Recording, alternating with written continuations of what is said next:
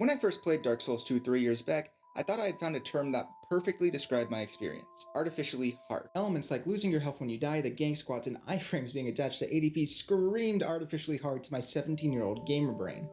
But what does that term even mean? The only common theme between all those features was I found them annoying. If anything, it looks like I was just using artificially hard as an umbrella term to describe anything I didn't like. Interestingly though, I'm not the only person to describe Dark Souls 2 as artificially hard. In the 3,000 video essays either describing Dark Souls as a masterpiece that belongs in a museum or a piece of trash that needs to be burned on the street, you'll pretty quickly find the term artificially hard used. Originally, that's what this video was going to be, another generic white man criticism on Dark Souls 2, and I know, please, hold your applause. But right after I finished Dark Souls 2, I watched a video criticizing it and I realized something. First, there isn't anything new I can add to this discussion. It died long before I even made this video. But more importantly, I realized I wasn't interested in even making that video critiquing Dark Souls 2. I was much more interested in the term artificially hard. Especially because so many people love Dark Souls 2, and if Dark Souls 2 is artificially hard, that means thousands of people love that type of difficulty. Needless to say, this got my gamer brain really thinking. Does it matter if a game is unfair, or is that just a natural hand that difficult games deal us? Is artificial difficulty even a bad thing? Can it be used to improve a game? And finally, what's the point of difficulty in video games? What does it do to improve it, and can it harm a game? You get it at this point. Dark Souls 2 sent me down this philosophical spiral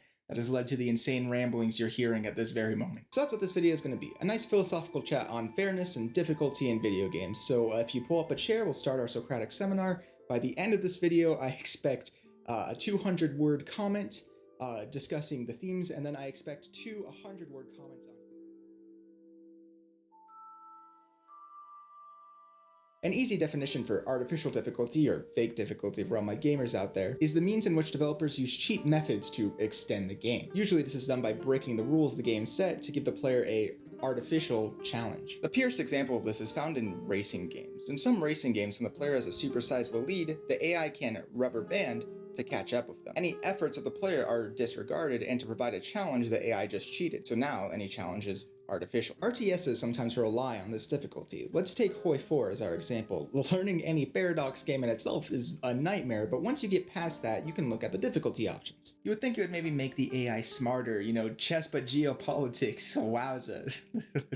let's not get too excited now. Instead though, it just gives them a bunch of cheats. The AI become hydrogen bombs while you stay a coughing baby. This leads to the player learning how to break the AI rather than learning how to master the game. But this isn't necessarily a bad thing. In a Google Tech Talk called Playing to Lose, developer Soren Johnson, who worked on the AI for Civilization and multiple other RTSs, talks about good AI and fun AI. To explain this, let's talk about chess. Playing the best chess AI just means losing. The AI can never blunder or make a mistake. Chess is no longer a game, but a science that the AI has perfected. And that's classic good AI definition. But is that really fun to play against? The number one rule of all games is they gotta be fun to play, right? It's like Reggie said, why should we bother with an unfun game? And RTSs follow this philosophy. If the AI could metagame like a human, what stops them from forming an anti-human coalition and crushing you instantly? What stops them from putting you in the most unfair, unforgiving position each time you play the game? At least if you're playing with other humans, if someone tricks you, you can like spin this narrative to get other players to help you. The AI does not care if another AI tricked you. They're going to encourage it so you die. Players do that too though, so maybe there isn't a lot of difference.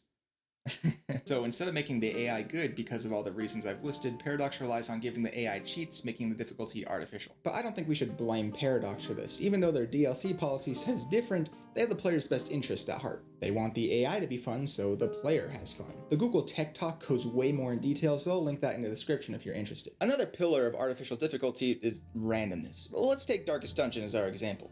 When you start that game, it wants you to know how hard it is. So it gives you this message. The TLDR of that is this game is difficult and unfair, so don't cry when you realize it. I generally like Darkest Dungeon. I think it can be a lot of fun if you give into the mindset of how cruel and punishing this game is.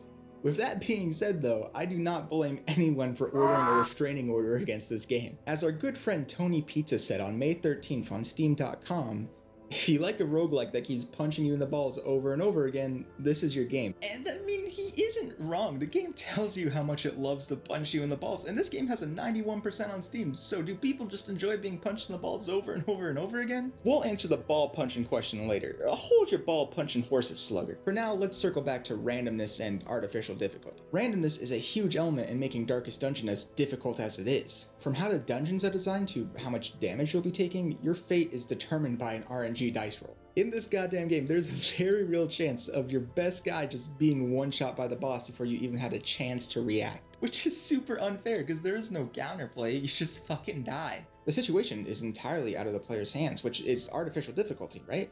But I heard an interesting argument from one of my friends saying that because Darkest Dungeon tells you how hard it's gonna be, it can't be artificial difficulty. So let's take another RNG game that doesn't tell you how cruel, difficult, and unfair it's gonna be. Like Mario Party. If you play that game seriously, you will mauled as Wario finishes with 6 stars and your puny ass only has 1. It is quite literally the definition of unfair. And the player basically has no control. I mean, you can roll the dice and hope for the best, but there is no counterplay to rolling 5 ones in a row. But even though everything I described is definitely artificial difficulty, it feels very weird calling Mario Party and Darkest Dungeon artificially hard. And maybe that is really just because of presentation. You know what you're getting into when you play these games. Darkest Dungeon, as I said, literally tells you how hard it's gonna be, and Mario Party is Mario Party, right? But it's very hard for me to come to terms with that idea. Just because Darkest Dungeon tells me how unfair it's going to be doesn't mean it's not artificially hard. I think the reason we fight against games being called artificially hard is we think it's some sort of like gamer slur. There's this mindset that all artificial difficulty is bad difficulty, which just isn't true. I would argue Darkest Dungeon is an artificially hard game because of how random it is. In a lot of difficult situations, the player has very little input on the situation. That isn't necessarily a bad thing. The developers very much intended that for their vision, and if the vision is fun, who the fuck cares, right? So we've laid down a concrete definition of artificial difficulty. You have AI cheats, randomness, and just a general lack of player input on the situation. But if you remember from the start of the video, my 17-year-old self said Dark Souls 2 is artificially hard, and I don't think it has any of those elements. So with all that being said, let's dive into why artificial difficulty is such a misused and overused term.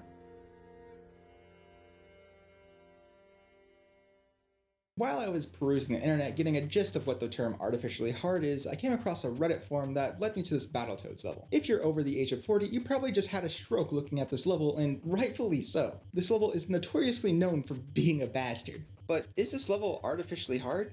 Well, if we're going off of pure gamer terms, it's not. While this level is bullshit, it doesn't do anything artificial to challenge the player. If you use that big gamer brain of yours, you can memorize the level and get through it without taking any damage. Now, does this mean this is a good level? No, not at all. Just because something is doable doesn't mean it's fun or enjoyable. Again, this hoverbike level is known as one of the most frustrating levels ever made. And this is where the lines between artificial difficulty and real difficulty get blurred. When you see a level that's so frustrating, so hard that it's annoying, you start calling bullshit. But in the case of this Battletoads level from the fucking dinosaur age, people might call it artificially difficult because how much it bloats the game with one single difficult, frustrating level. But does a game become artificially hard just because of some frustrating levels? Well, no. The rules of the game aren't broken. The player has a lot of input on the situation. It's not artificially hard, but that doesn't automatically clear this piece of shit of all its sins. As I said, when a game's difficulty is tedious or annoying, we throw down the artificial hammer pretty quickly. Well, let's take Bethesda games as our example. When you play Skyrim on the hardest difficulty, the game doesn't really become difficult. All the enemies just gain a massive health boost and a massive damage boost. Hell, I even called this artificially difficult in the first draft of the script, but it's not because the AI isn't cheating. Real skill is still being tested to see if you can adapt to high enemy health. But again, this doesn't mean it's good difficulty. Whenever a game starts testing your patience and it's difficult to the point where you don't want to play anymore, it doesn't mean it's artificially difficult, but it still can be bullshit. Now we get to the most difficult part of the video for me. If you've been paying attention, you would have noticed that 17-year-old Ashton also got artificial difficulty wrong.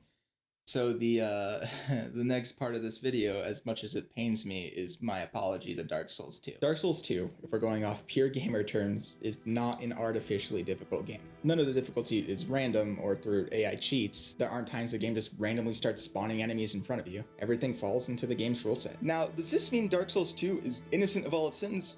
Not at all for me. It's in the same category as Skyrim or Battletoads. The difficulty still isn't good. This is why Dark Souls 2 is so controversial, because you have these two fucking camps at war with each other when they just have different expectations of what the goddamn difficulty should be. The people who enjoy this game think the difficulty is reasonable. Losing your health when you die, the amount of gank squads you go against. That's just how it is. Dark Souls 2 doesn't fucking sugarcoat it, so why complain about it? However, for people who dislike Dark Souls 2, all those things are unreasonable. The game demands too much difficulty-wise. It contradicts itself by making you lose health when you die, but still expecting you to learn from death. I'm sorry, I'm still mauling over this video game. But if you say this, then you're mauling, or you're coping, or you're mad cause bad. The list goes on. So it becomes much easier just to say the game is working off of a flawed artificial game design, which is physically painful to say because I was part of that crowd. Of course, bad difficulty exists, but not all artificial difficulty is bad difficulty, and a lot of games that I thought were artificially difficult turned out to not be artificially difficult at all. So that's how this video ends, me defeated by Dark Souls 2. A really sad way for me to go out, but you know,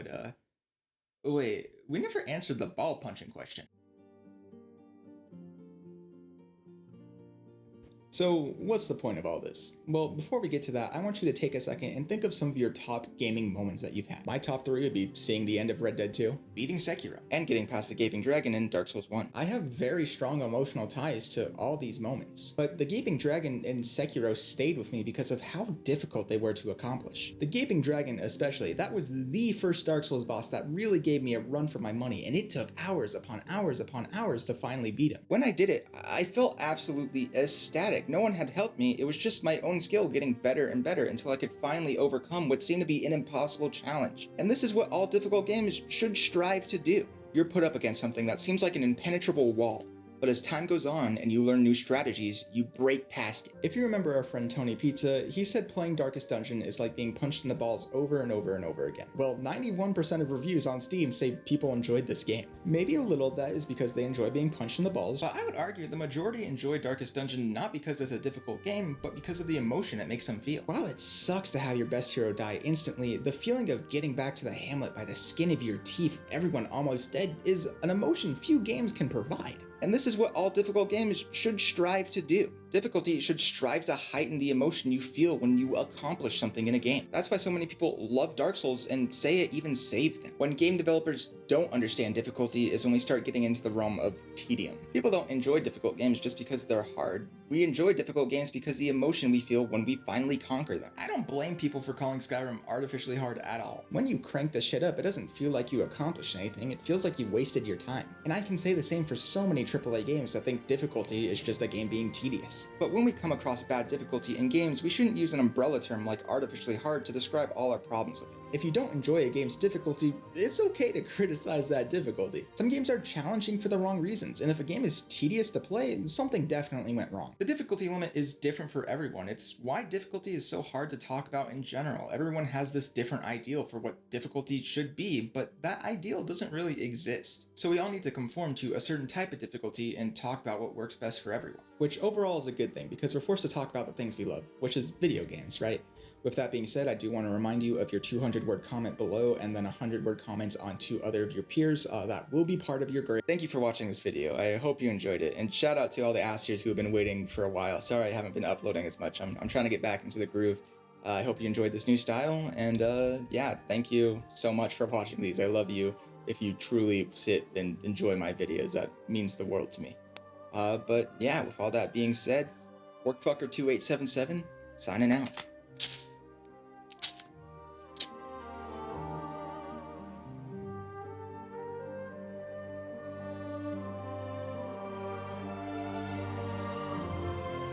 Subscribe to Classic Ash.